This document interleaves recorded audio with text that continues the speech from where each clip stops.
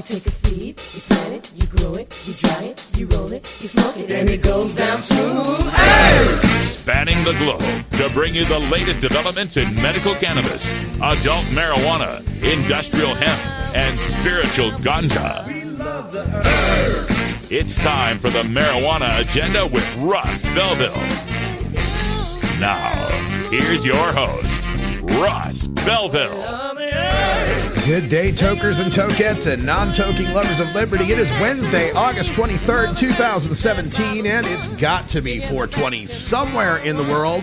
So glad you're here today because we've got an extended edition of the Marijuana Agenda today on a very important topic that must be addressed, and that is 22 too many. That refers to 22 veterans a day who are committing suicide, and that number is certainly an underreport since it didn't include large states like Texas and California. And this was addressed at the Seattle Hemp Fest, the 26th annual event that took place this weekend. It was the very first panel at the Seattle Hemp Fest Hemposium. And on the panel, you'll hear from various members of the Veterans Cannabis Group, including Patrick Seifert, Micheal Krawitz, Aaron Augustis, and Ellen Brown, all discussing their perspectives on veterans' access to medical cannabis and the epidemic of veteran suicide. So it's a very important topic. Stay tuned for that coming up right after the cannabis headline news. And speaking of news, I hope everyone checks out the latest piece, the first piece in GQ.com by our friend Amanda Chicago Lewis, an amazing piece. It's called, I don't remember the exact title, but it's The Mystery of the Pot Monopoly, I think is, if you go to GQ.com, it's on the main page. Look for Pot Monopoly. It's an amazing story about how a biotech industry is looking to have utility patents on cannabis to become the Monsanto of cannabis. So very important sleuthing she's done to root out this information. Check it out at GQ.com. And then at the end of the show, we'll have time for a little bit of a radical rant where I've got to talk to John Morgan, the Florida attorney who helped get medical marijuana passed there through Amendment 2. He is standing on the wrong side of history when it comes to the CWCBE Expo and this whole Disown Stone campaign. We've been talking about it this week. Our good friend Calico Castile over at Weed News, my former intern with Normal, got quoted in Politico. So this is bubbling up to the top levels of the political stratosphere here in America about this Roger Stone CWCBE. We'll talk about that in the news as well, which is coming right now.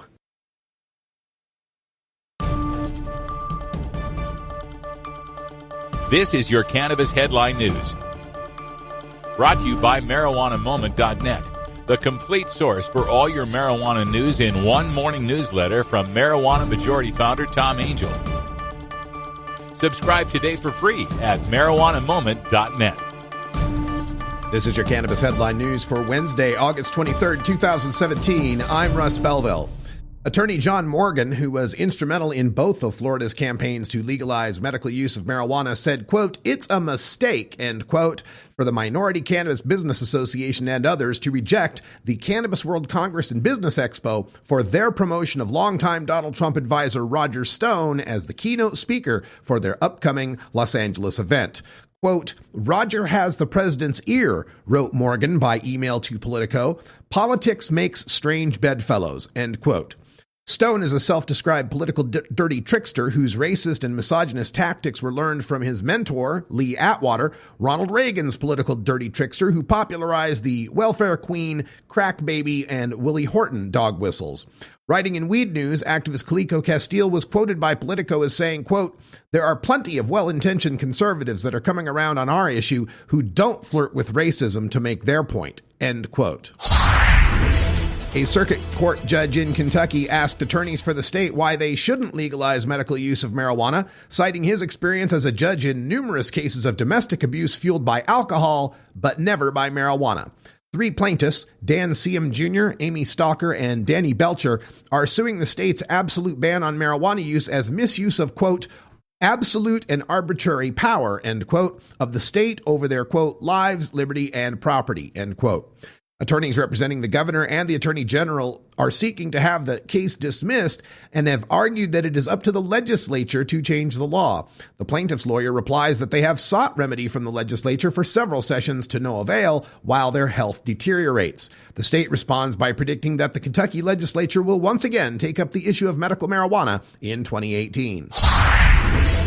Marijuana Moment reports that Oregon Governor Kate Brown and State Police Superintendent Travis Hampton pushed back against U.S. Attorney General Jeff Sessions' criticism of the state's marijuana legalization law. Brown wrote, quote, "Despite the concerns surrounding legalization of marijuana, there can be no denying that Oregon has benefited from this industry. Oregon has already realized $60.2 million in revenue and created over 16,000 jobs for Oregonians. Tax revenue from the marijuana industry is used to fund schools, to provide mental health and drug treatment, and to assist both state and local law enforcement. This does not even take into account the cost savings to the criminal justice system. A dismantling of the Cole Memorandum would have the opposite effect, driving existing lawful product back in the unregulated black market and funding criminal enterprise," end quote. Hampton then criticized Sessions' reliance on a leaked draft state police report on marijuana in Oregon that was, quote, "not accurate, not validated, outdated, and not endorsed," end quote, by the state, a sentiment echoed by Brown to the press in a separate statement. Denver is soon to license social use clubs, but the city's elaborate hurdles for potential weed-friendly coffee shops and gathering places may mean few takers for the new licenses. First, the state liquor board prohibited pot use at any place with a liquor license, making bars and many restaurants off limits. And pot shops can't allow consumption on the premises. That left gathering places like coffee shops, art galleries, and yoga studios. Furthermore, would-be clubs must stay twice as far as liquor stores from schools and anywhere children congregate, including playgrounds and sports fields. The voter-approved club measure also says the club licenses are a pilot program and neighborhood groups must agree to allow a club before it could open.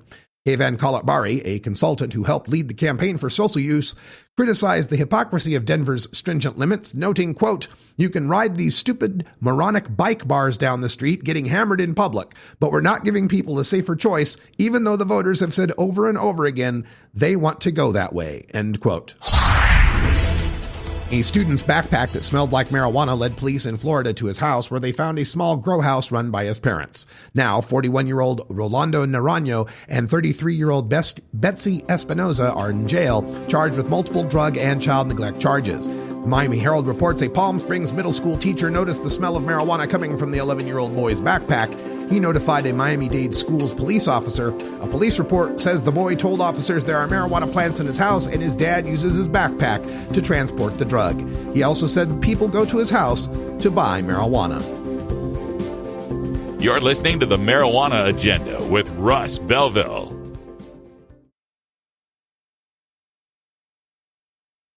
Hi, I'm Russ Belville from the Marijuana Agenda. If you appreciate my full-time dedication to reporting and analyzing the news about cannabis, consider becoming a patron of the show. For just $4.20 per month, you'll help keep my live stream and podcast free while earning yourself your own private ad-free podcast link for the show, as well as links to the supporting articles and data. For a $9.99 VIP subscription, you'll get all that plus my exclusive research, data tables, and graphics. Just log on to mjaddenda.com and click the Become a Patron button today. You're not high. You're listening to the Marijuana Agenda with Russ Belville. I'm astonished to hear people suggest we can solve our heroin crisis. Have you heard this? By having more marijuana. Okay, maybe you're a little high.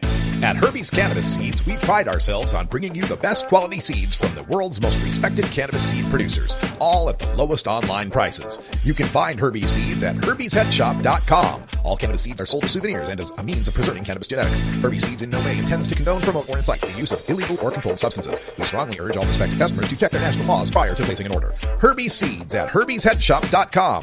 Proud sponsors of the Marijuana Agenda with Russ Belville.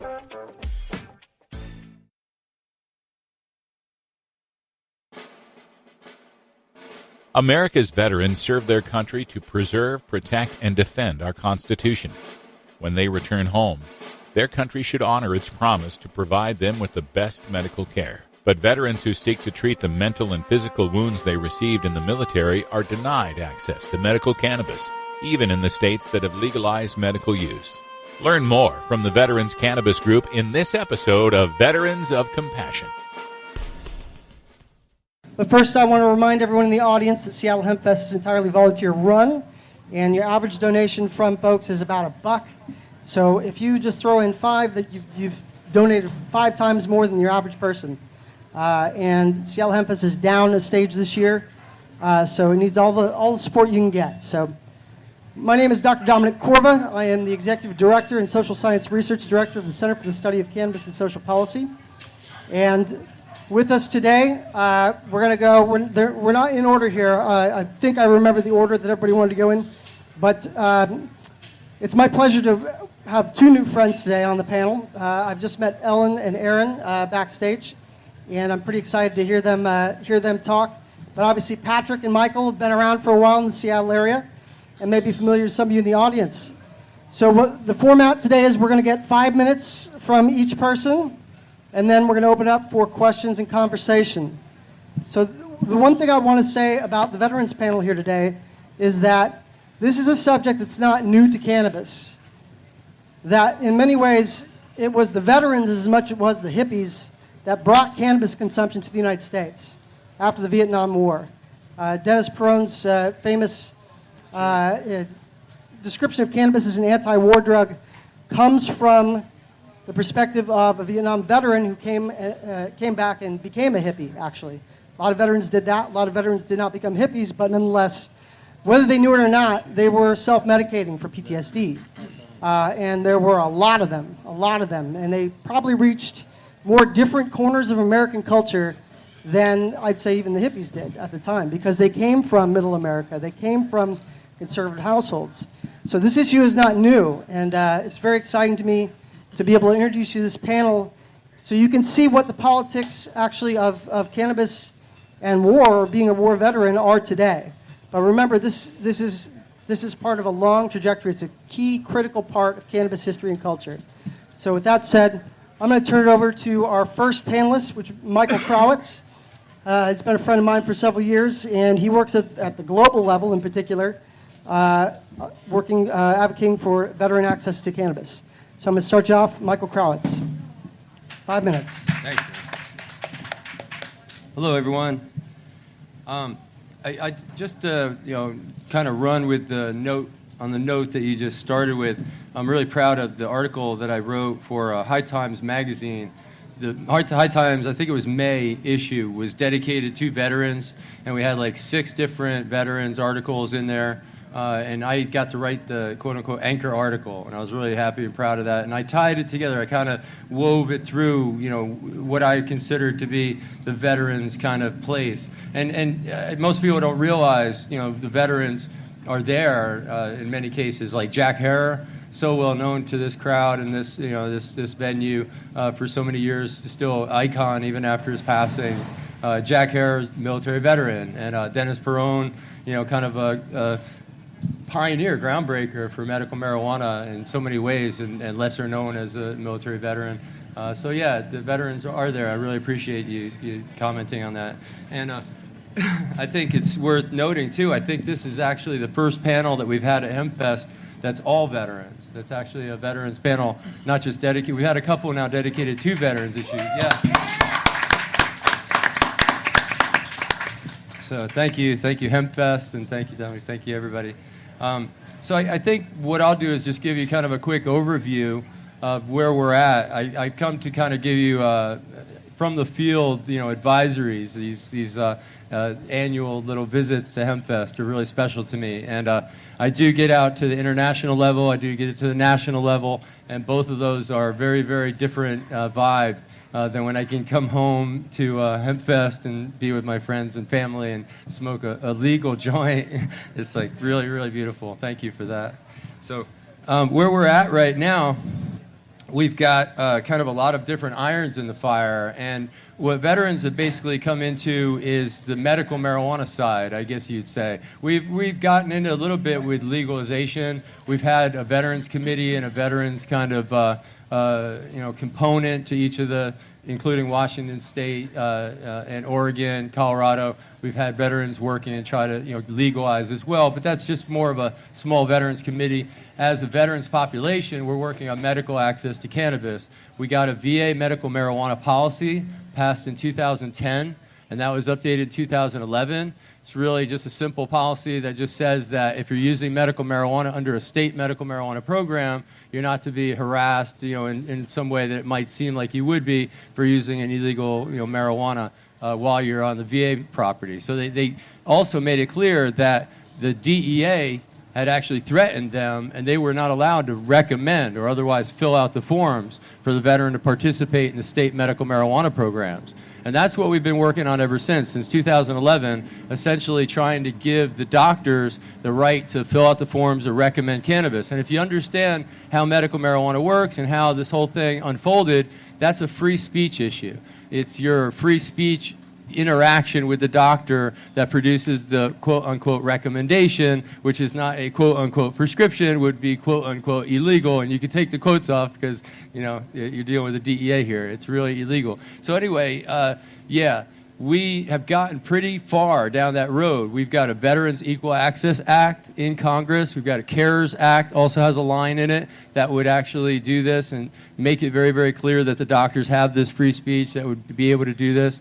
And for us, I think it's really important to make this clear that this is kind of an educational program. This is about making sure that the doctors inside the VA, which are treating millions upon millions of veterans, understand that cannabis is there, understand that cannabis is possibly an effective treatment, and to step-by-step incrementally get them to the point where eventually they'll be able to prescribe it out of the pharmacy, which is where we want to be and where we're heading, eventually.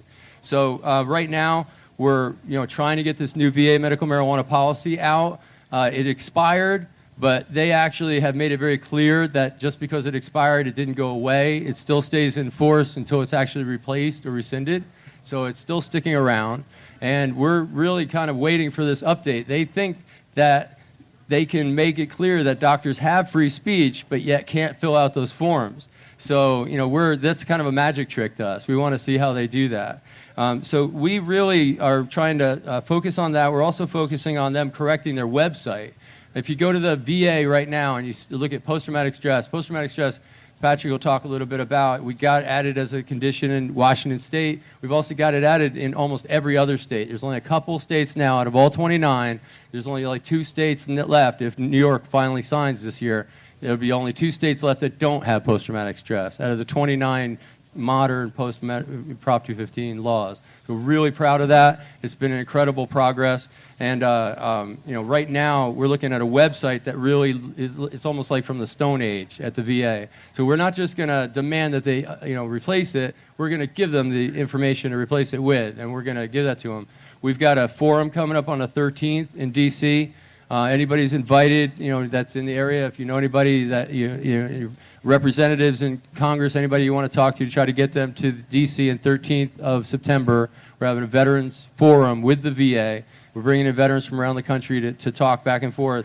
And, we'll be talking about the VA website. We'll be talking about some of these things and the progress that the VA, hasn't been able to participate in. They've made it clear that the veterans are allowed to use medical marijuana, but this is the first real connection we've had talking about the progress is how it's actually worked for vets, and it's been incredibly successful. You guys have seen the success with access to cannabis. So before I take off the mic, I just want to say hi to Dr. Sisley, who's in Reno right now at the American Legion conference. We've got the American Legion. It's like the biggest veteran service organization in the country now, stumping for us up on Capitol Hill, trying to get some of this reform going. Like I said, the veterans are on one voice on this in reforming medical access to cannabis. We're really coming together, millions and millions of us at this point. It's really, really powerful. So hi to Dr. Sisley out there in Reno, the guys from Vets out there.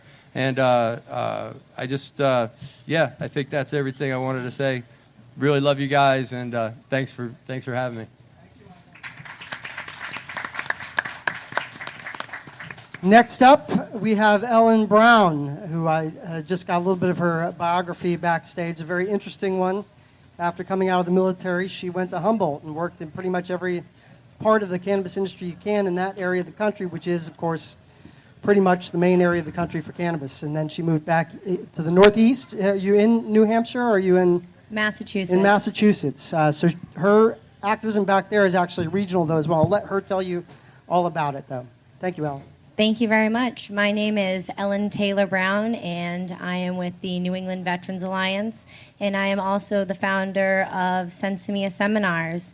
And once I got out of the service, and after I came home from California in 2012, Massachusetts was in the process of getting our first medical marijuana program. And I was home, and I'm happy to say that I voted yes on question 3, which was our medical marijuana program. And in this program, we are allowed to cultivate for ourselves, which is really important. So a lot of what I do is education on teaching a man how to fish. I want everyone to know about their endocannabinoid systems.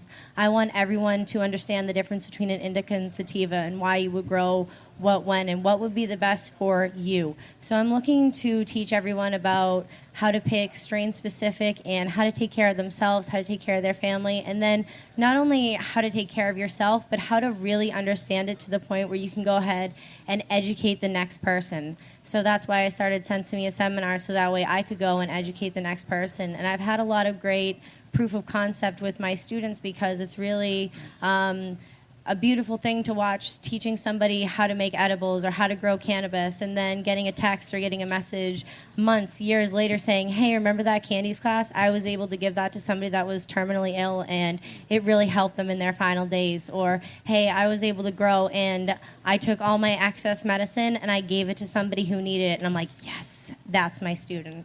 So that's what brings me a lot of pride and a lot of joy. And working with the New England Veterans Alliance, what we've done is we've really focused on the region of New England and how do we make a difference there? What are the needs? What are we seeing? What are veterans asking for? And they're asking for education. So we do a lot of classes for free for veterans, and we also hold monthly support meetings in different states, so that way we can go to the veterans, they can come to us.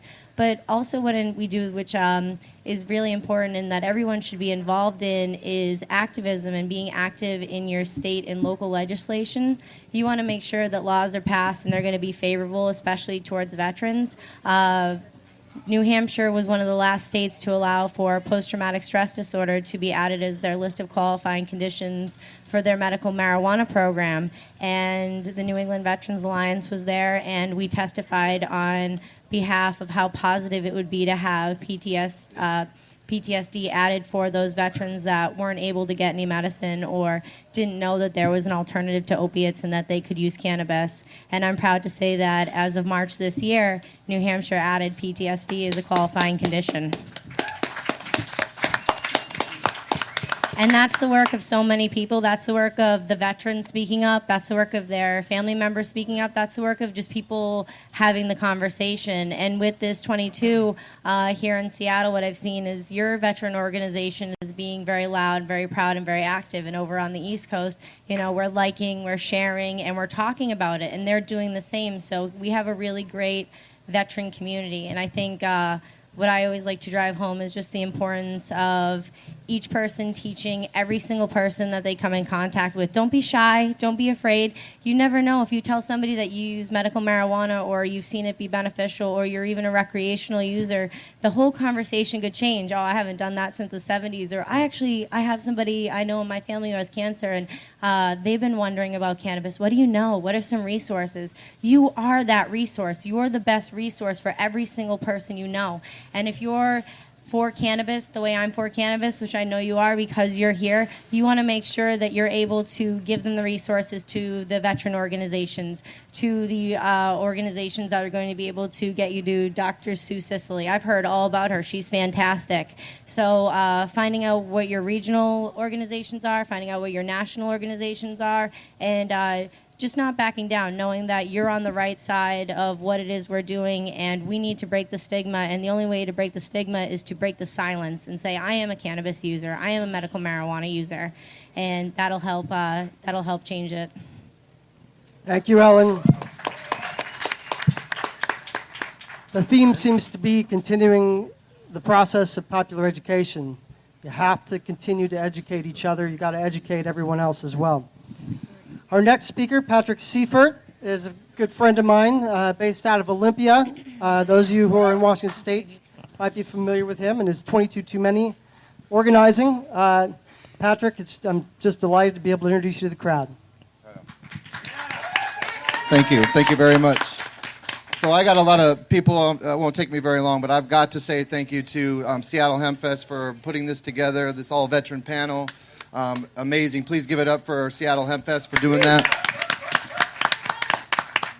And there's we have over 100 years of veteran activism that has come together for this weekend.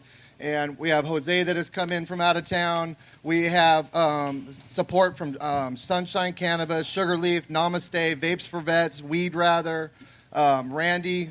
I can't thank you enough, brother. Thank you for all that you do for 22 Too Many. Jesse coming into town, Kat Jeter and Carrie, just to name a few. And Mike, my mentor. It's an honor to be able to sit here next to him. What I want to bring to talk to you guys today about is something that we're working on bringing to not only Washington State, but the entire United States. The problem we are facing right now is the 20 to 22 veteran suicides a day. We know in Washington State, in every state that has a medical cannabis program, that those suicide rates are lower. So we believe that if you deny a veteran in Texas or in Alabama or whatever these states are that don't have any medical programs at all, deny them access to this plant with those numbers going on, that is unethical. And we are going to bring that fight to them under ethics. We believe that we can win that fight. We want to put a billboard in Texas that says, if you lost a penny of your benefits because of cannabis use, call this 1-800 number. And we're going to bring the fight to them.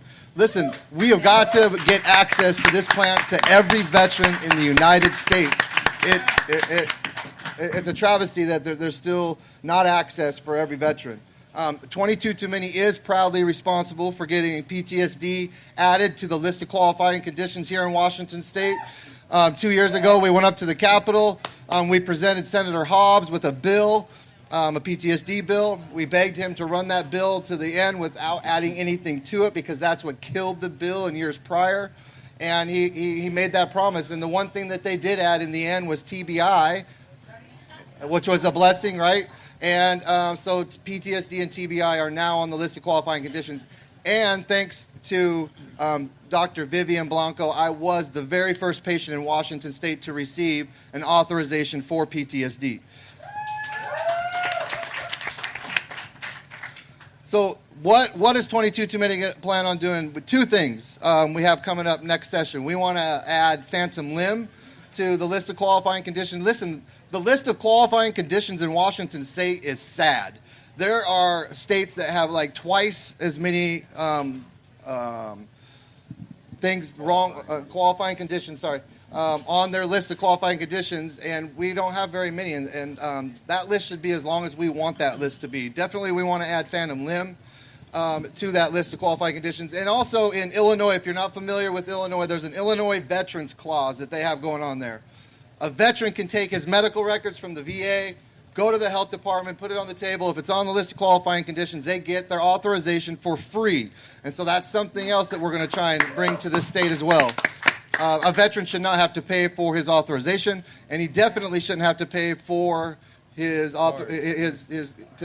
cannabis. Listen, a perfect example is Randy. He's in our organization right here. Listen, he is 100% unemployable. He can't work or he'll lose his money, right? He takes last year he spent over $10,000 on cannabis because he chooses cannabis over pharmaceuticals. That money, he's a single father. He has to spend $10,000 of that money on cannabis. That should be paid for him. He shouldn't have to take the money he's meant to live on, right, and use it for his medicine. He chooses cannabis. He will not take anything from the VA.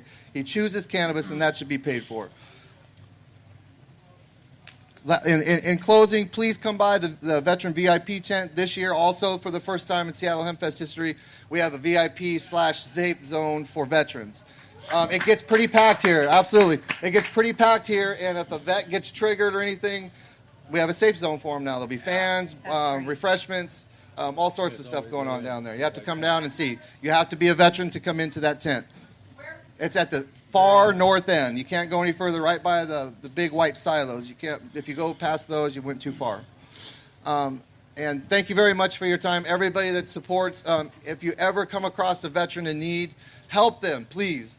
If you know a veteran, go home tonight and call them and let them know that they're loved, special, and important. You never know. We're losing 20 to 22 a day, you guys. That could be the moment that you save that veteran's life. Love and light. Thank you, Patrick. Give it up for Patrick Seifert. And finally, another new friend, Aaron Augustis. Had a chance to talk to backstage not too long ago. Incredibly compelling personal story. He was in the first wave, basically, in Iraq. So I'll let him tell it, but he's a combat veteran.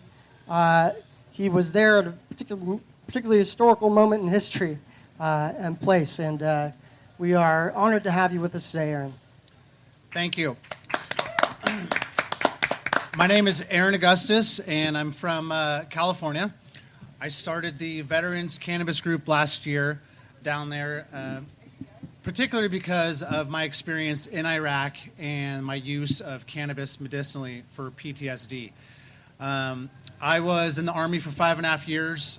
I joined in June of 1998.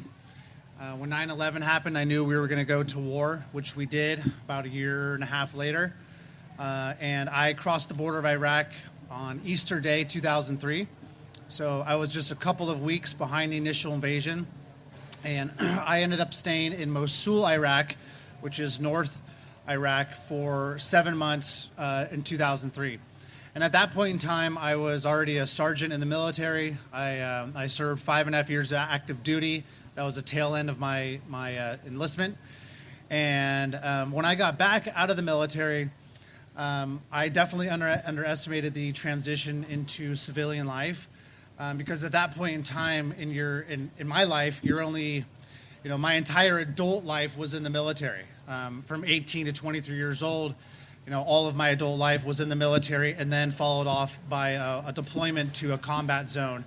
And then literally 45 days after being in Iraq, coming home, and then going back to California and being a civilian, trying to readjust.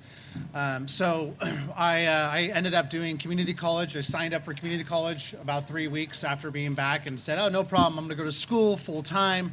I just went to Iraq, and that didn't work out very well for me right away because I had not decompressed yet. And at that point in time, I ended up dropping all of my classes, and I just used cannabis, and I didn't do anything for the entire rest of the year until I finally started school that fall, where I went on and got my degree in corporate finance and moved on. But that was a period of transition which I think that a lot of veterans are missing, is the transition period, coming back from the military, especially if you were in a combat zone, and then trying to figure out what your next step in life is. What the military doesn't tell you, and what is not really talked about, is your brain development as a human being, especially for males. You're not fully developed in your brain until you're 25 years old. So if you're 18 or 23 like I was, and you're in a combat zone, this is a heightened level of experience for a long period of time. It's not like a car accident where it's a very quick moment in time that can be very traumatic. This is where you're actually living in an environment. Imagine this is a compound, and the people on the other side of the train tracks are your enemy, and you're always living in that heightened state of awareness. So your brain is developing, your neurons are developing different pathways because you're not even fully developed as a human being. So when you come back, you are you're different, physically, and that's something that is not really understood. I didn't understand it until I started to talk to the VA, and 10 years after I got out of the military, which again leads back to I started the Veterans Cannabis Group to try to reach out to other veterans to see if I was, hey guys, am I the only one smoking this much cannabis? And is there anybody else out there that, kind of has had these, behaviors since being back from Iraq? And, I know that I'm still intelligent and smart person and I can get good grades, but sometimes I go a little, can become emotional or be triggered by different things. And what you have to understand is that you're having a normal experience to an abnormal situation. And so starting the Veterans Cannabis Group, connecting with the other veteran advocacy groups out there and across the nation is something that I think is very important. Like you were saying, Ellen, is coming together, One thing that we've been able to do with the Veterans Cannabis Group is to start these conference call updates, so we can all kind of dial in and speak wherever you are in the world. You can call in, and it's for us as veterans to be able to communicate across the nation. So I encourage you guys to check out our conference calls to stay up to date. They're recorded and posted on the website on veteranscannabisgroup.com. But I have a lot more to talk about. I'll be here all weekend, and so thank you very much for having me here. I appreciate your time. And thank you, Aaron. Give it up for Aaron. Yeah, like every branch of service. All right, so we actually probably have about 7 minutes, 8 minutes for questions from the audience. And I will start with Dr. Jim McCrae.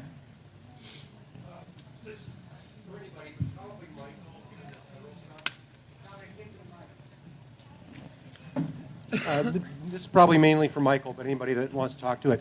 The VA, I worked at a VA 25 years ago in Philadelphia, and it was part of a substance abuse treatment and research effort. You know, there was a lot of opiate use, you know, people coming back, and they were really on top of that. It was, I thought, a pretty good bunch of work being done.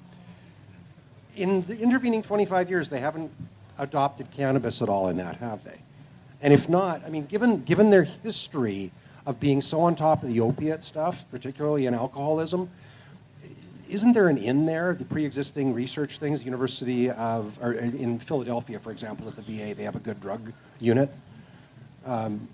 Any leeway with that? Any entry? I think the thing that jumped out at me from what the new director of the VA, who's now a doctor, not a veteran, I think it's the first time we've had a non-veteran director of the VA, secretary of the VA. I think he actually keyed on suicide. I think he actually is looking more at cannabis to prevent suicide. I don't even know if he's discovered cannabis's opiate overdose reduction capability yet, which is, really out there. I mean, it's journal articles and everything about it. They just really haven't picked it up yet. And as far as what their program kind of does and doesn't do, I personally, started this many years ago, recognizing that if you got drug tested out of your clinic because of use of marijuana, then you wouldn't be able to use cannabis as an adjunct. You wouldn't be able to get the opiate overdose reduction. You wouldn't be able to get any of that. It's like, do not pass go, do not, So that was what for my work, and I'm happy to say that the VA, not just under my pressure, but a lot of pressure, has actually come up with fairly decent guidelines that makes it so that you shouldn't really be, if the doctor's following the guidelines and following the procedures and everything laid out, you really shouldn't be arbitrarily kicked out of treatment because of a quote-unquote failed drug test. And, that may not sound like much, but that's like kind of where they're at right now inside the system. And as far as, I get the feeling, like two things. One, they really can't participate. Like a lot of us, are like, oh, the VA's got all this funding for research and stuff. Why can't they do some of this research? Well, they just really can't. They can't get involved in a lot of this kind of political stuff that's going on. But that doesn't mean they're not really closely paying attention to the results that we come up with. And, the results of opiate overdose reduction and stuff like that, I absolutely, I'm sure of it. I'll, just knock on wood, I'm sure of it, that they are actually paying attention. But as far as, I guess the VA is probably, you guys can answer it maybe better, but they'll probably, be able to really handle this when any other part of the federal government is able to handle it, Do any other panelists want to address that question? Go ahead, Ellen. Kind of just touching on the end of what he said, the important thing to remember is the VA can't touch it. They're federally funded. They're federally run. So what we really need to do is put all our efforts toward getting cannabis to stop being a Schedule I substance. It's ridiculous that cannabis is a Schedule I substance and it's listed as having no medicinal value and not being safe to use even under the supervision of a physician. So with that in mind, we have a lot of stigma to change on a federal level, and with that will come the veterans. And I think the veteran voice is what's going to make the federal government wake up. Yeah, this is a really key thing. I mean, obviously, medical cannabis for veterans is important in and of itself, but also medical cannabis for veterans lifts the whole effort, not just for veterans. So it's an interesting intersection that there's a specialization, but it's part of a bigger movement. Well, I'd like to add one more thing. Yeah. I think if you make it clear, we're talking about men and women who served their country under orders from the government, and then they come back with service-connected disabilities. in the form of, one of them, combat-related PTSD. Okay, so that's very clear. We're talking about a very specific group of people. These people have served the country. The country put their trust into the men and women to defend the United States of America, and they came back and did so in an honorable way. So I think the federal government, the VA, needs to listen to the veterans, and the government who sent us over there in the first place. They should listen to the people that they entrusted to do that mission, and that is the veterans. And that's why I think that another reason why our voice needs to be heard through the federal level, just like we've just talked about right here. Because the VA is, in Michael's words, we have an inherited relationship, a lifelong and inherited relationship with the VA because of our service to the government. Mike and I took a meeting with the American Legion last time we were in D.C., and it was interesting that they're pushing for it to go to Schedule 3 because their thought process is Marinol's on a 3, so that's where cannabis should be. We don't want it to be a 3. We want it to be taken off the schedule altogether. Thank you, Patrick. Thank you. Grandma Cat Jeter. Thank you. One of the questions that I have regarding cannabis use for PTSD relative to veterans is we always talk about the trauma associated with combat, and certainly we all accept that. But there are a number of ways in which folks are traumatized. Military service is inherently dangerous, groundbreaking work. I'll use my own example, being first woman in combat units in 1977. I think we need to learn to expand our understanding of PTSD within the military context and broaden it so that we can better serve. In particular, I think about our women who disproportionately share sexual trauma associated with military service. And can you speak to plans to broaden that understanding? Thank you so much for your service. That's amazing. So as a female veteran, what we're seeing is more female veterans coming forward and talking about those kinds of problems or sexual trauma as well. And I have seen the VA really listening and heeding what the female veterans are saying. I know that when I go to the VA in Cape Cod, they are asking me, do you have any trauma? We do have resources here for you. So they are trying to be proactive, and that's where I live in Massachusetts. So if you know a VA that isn't being proactive, it's really important to speak up and make sure that they know that these programs are available. But I am seeing more happening, and there is more of an attention that now that we've been in over a 10-year war, there are more female veterans coming and then coming out of service and then having PTSD or having other related issues. So I am seeing a pop-up of more female clinics or female-oriented this or like a safe space just for women. Veterans make up about 7% of the population, and then, women are such a small portion of that. So it's like we all, I don't know you, but I love you, and I love everything you've done. So it's like, how can I help her? How can we work together? So just being a resource for each other, I think, is the biggest thing, because I'm here for you, and you're here for me. Go ahead, Michael. I want to just maybe give you a peek behind the scenes. I think it's important to know kind of movement strategy kind of perspective. Maybe this one won't cut out as much. When we first started looking at, adding post-traumatic stress to the state laws as a qualifying condition, as a national effort, as a veterans effort, we were looking at the success from California, of course, but that was kind of unannotated. In other words, it's not specifically listed as a condition. There's no qualifying condition list in California. But New Mexico, when it came online, did have, the first post-traumatic stress qualification listed specifically. And we got that specific data and that result together with Sesamet trial, which is this Marinol-like copy of THC that was successful on post-traumatic stress in a double-blind trial up in Canada, and all this data on a cannabinoid receptor system from Israel, and all that together, we decided to go to the States. And the first state that we went to was Oregon. Oregon had Ed Glick and Lee Berger. They've been working for years on this package of conditions that were all considered psychiatric conditions, and the 7 of them, trying to get them added as a package of qualifying conditions. I came in, and others came in with this veterans idea. Number one, carry it alone, just take post-traumatic stress and deal with it alone, and make it a veterans issue. And I say make it a veterans issue because, we are talking about it as vets. Vets are more likely, statistically per capita, to be injured, to be wounded, to have post-traumatic stress. But there's certainly much more post-traumatic stress sufferers out there that aren't vets than that are vets.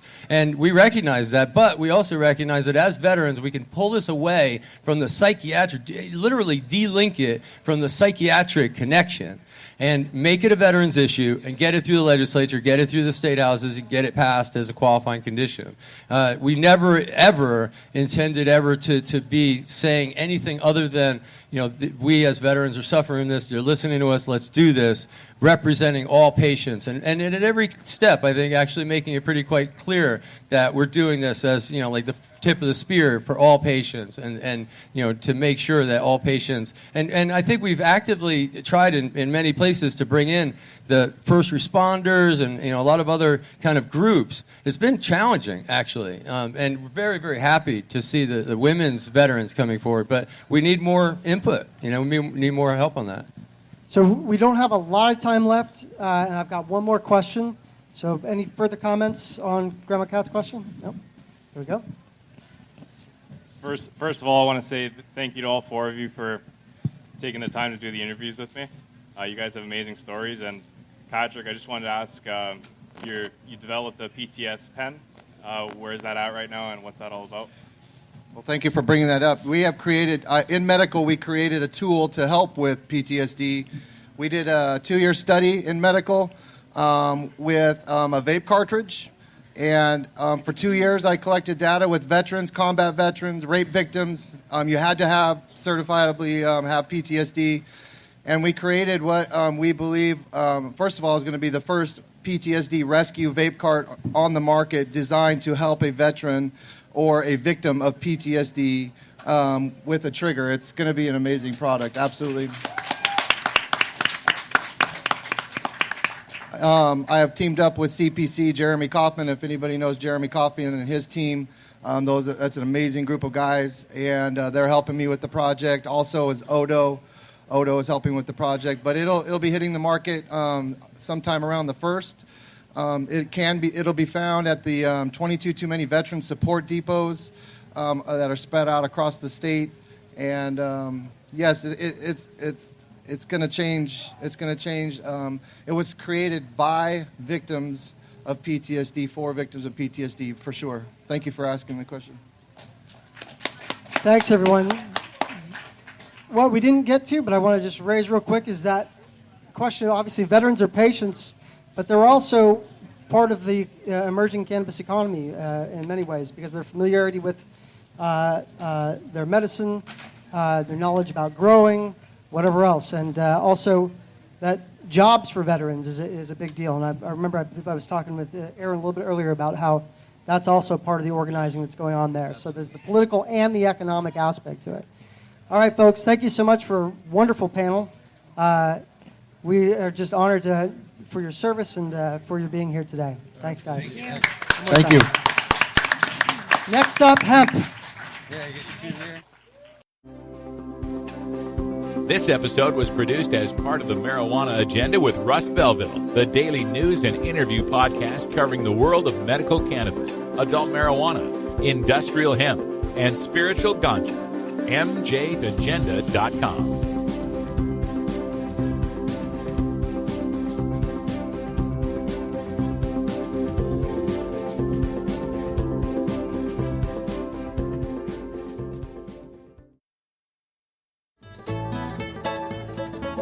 New beginner guitars and banjos are often constructed much better than ones built before your time.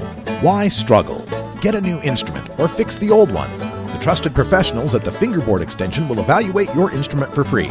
Repairs are priced for people who work for a living. Stop by the Fingerboard Extension downtown Corvallis at 120 Northwest 2nd Street today, or check out its inventory on the web at fingerboardextension.com.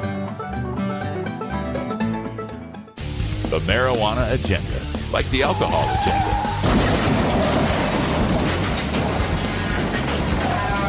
But a lot safer.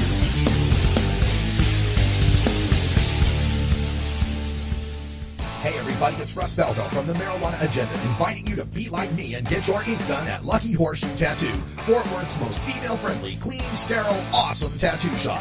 Thomas and his crew are true artists who can design you a custom piece or use a design you bring in. Lucky Horseshoe also offers all styles of tattooing as well as piercings and all-around fun. In the DFW area, stop by Lucky Horseshoe Tattoo and tell them Radical Russ sent you. Trust me, it'll feel awesome. Total war against public enemy number one. 10 federal criminal penalties for up to 1 ounce of marijuana. Marijuana is probably the most dangerous drug. Just say no. Legalization is just another word for surrender. I experimented with marijuana and didn't inhale. This is not medicine. This is a Cheech and Chong show. Encourage people to use less drugs. I am him. That was the point. I think it would be a mistake to legalize. Negative reports coming out of Colorado. Good people don't smoke marijuana. Radical Rant. Well, today in the Radical Rant, I want to talk a little bit about this Disown Stone campaign. You may have seen the hashtag going around, Disown Stone. And for those of you who aren't totally filled in on what's going on politics, maybe you just, follow marijuana and the marijuana agenda, but you don't really care about this national level politics. I got to tell you that this expo, the Cannabis World Congress and Business Expo in Los Angeles, taking place in a couple of weeks, has risen to the national political radar. And it all has to do with what's going on in America with the white nationalism, the neo-Nazis, the KKK, the so-called alt-right, and their apparent support they find from the White House. And it comes to the point of Donald Trump getting into the White House had a lot to do with a man by the name of Roger Stone. Now, Roger Stone is a political operative. He is a self-described political dirty trickster, and his legacy of racist and misogynist dog whistles throughout many campaigns, including the most recent Clinton-Trump campaign, is legendary. He's infamous for this. He's been known as a political dirty trickster, and he's still a hardcore Donald Trump supporter. But what has happened is that Stone has recognized this bandwagon of marijuana legalization and all the money to be made off of it, and has put together what he's called the U.S. Cannabis Coalition, which he is purporting to be a national organization that is bringing people together to lobby Donald Trump to fulfill his campaign promises of letting marijuana be a states' rights issue. And so he's trying to make hay out of the idea of, hey, I'm a conservative and you guys are liberals, but pot legalization, something we can all come together on. We can all sing Kumbaya and we can get the president to pass this and it would be a good thing. So CWCBE, this Los Angeles Expo, has invited Roger Stone of this U.S. Cannabis Coalition to be a keynote speaker at the event. Now, this drew the ire of Jesse Horton of the Minority Cannabis Business Association. And Jesse, an African-American man, not too happy with the idea of this supporter and promoter of the white nationalist in chief, Donald Trump, to be speaking at a cannabis expo. And is putting aside the idea that whether he has Donald Trump's ear or not, it's really not worth it if you're having to sidle alongside racists and misogynists and give harbor to hate in the cannabis community. Now, I told you yesterday how this got picked up by Politico. This is reaching, like I said, the national political level. And when they wrote about this in Politico, they actually quoted a piece on Weed News written by my former intern, Calico Castile, who's now an activist in his own right, doing great work. And Calico wrote, quote, maybe Roger Stone isn't a racist, but you know what's just as bad as being a racist? Using other people's racism as a means to achieve your own political ends. There are plenty of well-intentioned conservatives that are coming around on our issue who don't flirt with racism to make their point. I don't care how connected Stone is to Jeff Sessions or Donald Trump. If our industry decides to buddy up to people who have blood on their hands, there's no way for us to come out clean, end quote. So there have been some developments on this. And I wanted to, first of all, give you the reaction from CWCBE because I did post a couple of tweets that came out from a couple of their employees that basically, one of them who referred to Jesse Horton and Minority Cannabis Business Association as, quote, you people, end quote, talk about your racial tone deafness, and also implied or actually directly claimed that the only reason they were so interested in boycotting CWCBE is because they have such a good relationship with NCIA, the National Cannabis Industry Association, which, as the CWCBE person said, puts on, quote, all white conferences, end quote, which will surprise some of the panelists that I've seen at NCIA's conferences who are not white. I could name names, but I won't. Anyway, so this is kind of boiled up. Now, CWCBE finally made an official response to some of these things. And let me give you the first one, which is their CWCBE's response to the social media activity. Quote, on behalf of the employees and families at CWCBE, we would like to extend our sincere apology for recent social media posts and exchanges. Those posts by one of our employees do not reflect CWCBE's core values or our mission. CWCBE does not condone bigotry, racism, or hate mongering of any kind. We have conducted an internal review, administrative actions, blah, blah, blah. From its inception, CWCBE's mission has been to create an inclusionary forum to allow diverse voices and opinions to be heard and debated, all for the purpose of moving the cannabis industry towards legalization at the federal, state, and local levels. So the problem with this statement is saying that you do not condone bigotry, racism, or hate mongering, but then giving someone a platform who is known to be a bigot, racist, or hate monger kind of belies the sincerity of you saying you don't condone the bigotry, racism, or hate mongering. In a separate statement on CWCBE's Twitter feed, they said, quote, Roger Stone is a proponent of cannabis legalization. He has created a nonprofit bipartisan organization to advance the legalization of cannabis. Roger Stone has assured us that his Los Angeles keynote address will be on point with our stated mission, as it was this past June when he delivered his keynote at CWCBE in New York. Okay, so this sounds like he promises not to be a racist, hate monger, or bigot. He's only going to talk about legalization. Okay, why don't we have David Duke show up then? As long as David Duke keeps it strictly on the rails of talking about marijuana legalization, that'll be just fine, right? How about Vladimir Putin or hell, anybody, right? As long as they stick to the marijuana legalization. This is some bullshit cop-out excuses here from CWCBE. And for his part in it, Roger Stone tweeted out, no one is fooled by the phony Media Matters boycott of my speech supporting state legalized marijuana. Hashtag no racist. Hashtag CWCB Expo. First of all, you gotta like it when someone has to state they're not a racist. Hashtag no racist. No, not me, not a racist. Methinks the lady doth protest too much. But it's not a phony Media Matters boycott. This is a typical Roger Stone trick. Media Matters is a code word to the right out there that says Jew-controlled left-wing liberal media, right? That's what that code word means to them. That, oh, it's once again the socialist, the fake press, whatever. This came from the Minority Cannabis Business Association. This came from the people of color working in this industry. And what's so appalling about this is one of the biggest themes going on right now in the legalization of marijuana is how for decades the marijuana prohibition was built originally on racism. It was built to keep down Mexicans, to keep down blacks. It was further redoubled in the war on drugs under Nixon, where Ehrlichman specifically said, we knew we couldn't make it illegal to be against the war or to be black, but we knew by making the heroin and marijuana illegal and criminalizing them both heavily and then associating them with the blacks and the anti-war left, we could infiltrate their organizations, arrest their leaders, and vilify them night after night on the evening news. The prohibition began from racism. It was fueled by racism.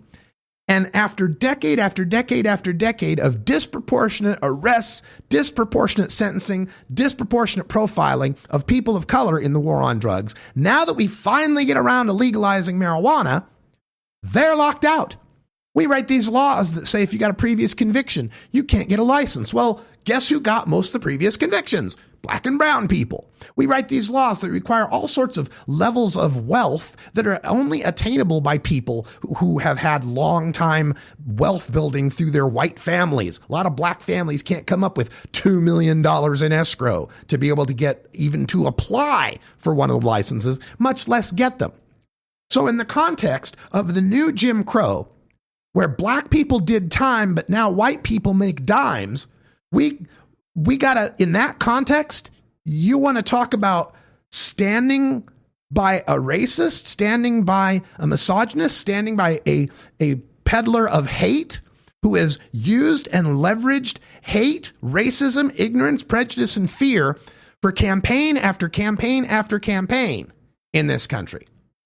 Roger Stone, John Morgan, the attorney in Florida, who hoped to get Florida to get medical marijuana, he said, quote, "It's a mistake. Roger has the president's ear. Politics is not pretty. Sometimes politics makes strange bedfellows. This is such a time. With the stroke of a pen, Trump could make marijuana Schedule 2, and it would be right, and his ratings would soar." End quote. Let me just change the words a little bit to this. Let me change some words to John Morgan's quote and see if you can get the gist of what he's saying. It's a mistake.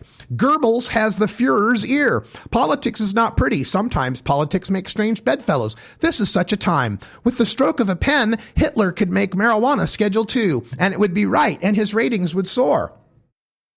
I wonder how many of John Morgan's Florida residents, older Jewish, perhaps Holocaust survivors, think about the cannabis community standing beside and promoting someone like Roger Stone, who promoted someone like Donald Trump, who says there's some good people that march with the neo-Nazis. There's some very fine people who march along chanting, "Jews will not replace us," and "blood and soil."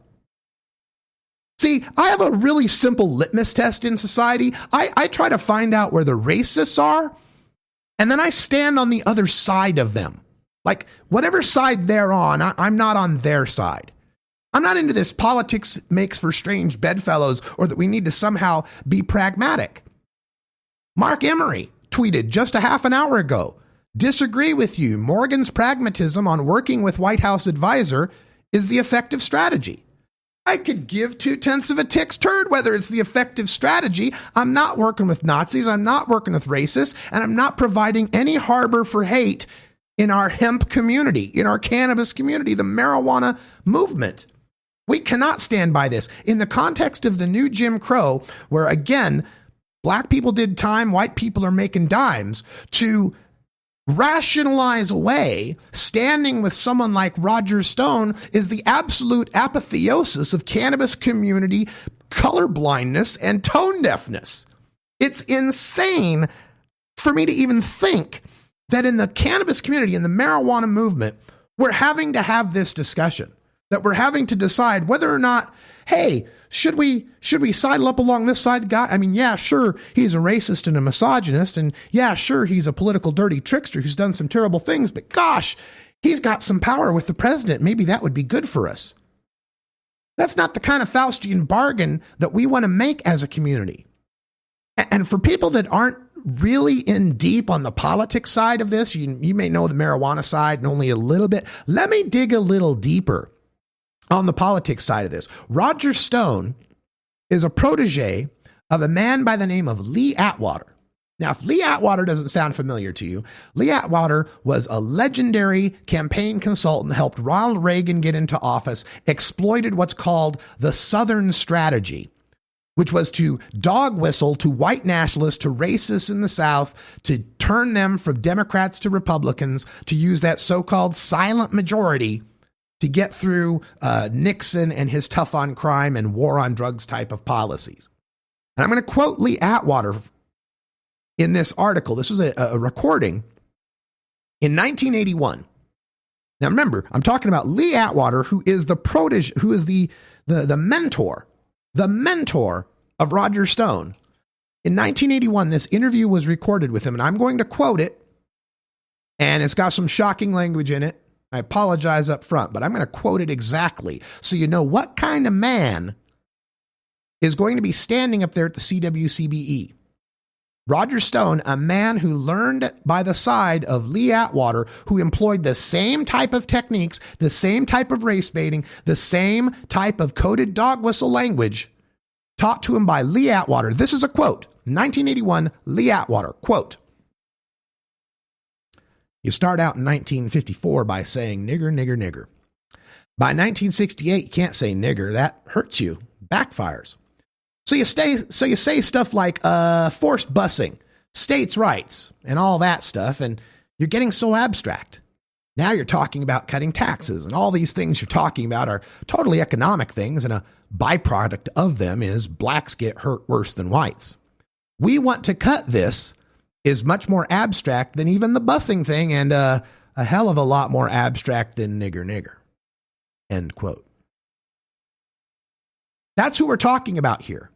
That's the kind of people we're talking about. A thread that runs directly from Lee Atwater to Roger Stone to Donald Trump to what you see happening in the streets of Charlottesville. The original sin of America, this stain on our soul of a country built on the backs of people of color, built on the backs of enslaved Africans who never given a chance to build wealth, who were shut out of the land rushes, who were redlined out of the best neighborhoods, who weren't allowed to build their wealth like white families were allowed to build. We've got this continuing problem, this continuing stain on our national soul that we've been fighting to eradicate for 400 years here. Been fighting from the flawed beginnings of this country with our founding fathers, some of whom owned slaves themselves while they hypocritically wrote all men are created equal. And yet we still strive for that more perfect union. We still believe the ideal is possible. And we fight for it. We get better at it every year. We fight for the rights of people of color, the people of women, the women, for the LGBT community, for the disabled. And we're getting better and better and better. But every generation, it seems like there's this reflexive shock, this regression, this 2-step forward and then the 1 step back. And I'm just afraid we're in this place where we're going 3 or 4 steps back, and the cannabis community needs to be a bulwark against this. We need to stand united against letting this creeping nationalism, xenophobia, racism, and hatred politics getting into our movement. We're not here to create just another industry.